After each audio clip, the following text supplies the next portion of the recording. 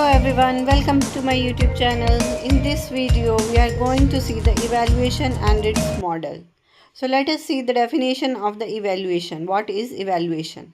Evaluation, it is the process of determining the value of something or the extent to which the goals are achieved. So it is the process of making a decision or conclusion. So now let us see the different types of evaluation. First one is formative evaluation. Second, summative evaluation. Third, diagnostic evaluation. Fourth, process evaluation. And fifth one is impact evaluation. So let us see them in the detail. Summative evaluation, it is conducted during the development or implementation of a program or curriculum. It aims to provide ongoing feedback that can be used to improve the program while it is still being developed or implemented. Whereas in summative evaluation, it will be conducted at the end of the program or curriculum to assess its overall effectiveness. In diagnostic evaluation, it is aimed at identifying specific strength and weakness in student knowledge or skills. It helps tailor instruction to meet the individual needs. In process evaluation, it will focus on the implementation process, examining how a program is or curriculum is being delivered. It looks at whether the program is being implemented as planned and identifies any barriers or facilitators.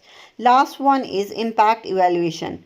It assesses the broader effects of the program or policy, including long-term outcomes and unintended consequences.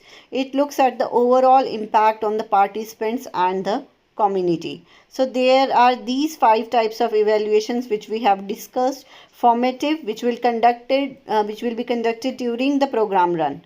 Summative, at the end of the program run. Diagnostic, to check the needs and strength and weaknesses in the students' knowledge or skills.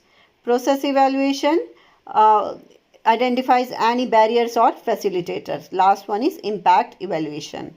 So now let us see what information is provided by the evaluation. It will be directly to the learners for their guidance, directly to the teacher for orientation of the next instruction activity, directly to the external agencies for their assessment of school functioning in the light of national purposes. So these 3 points are provided by the evaluation.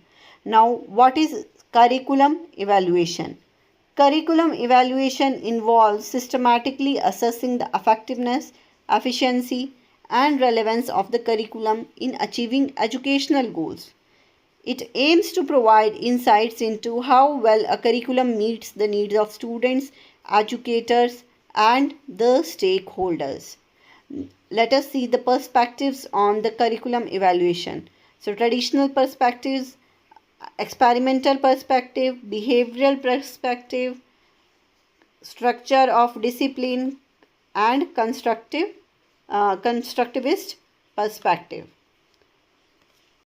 So these are the perspectives related to the curriculum evaluation: traditional, experimental, behavioral, structure, and constructivist. Now let us see the Tyler's model. Tyler's model in detail.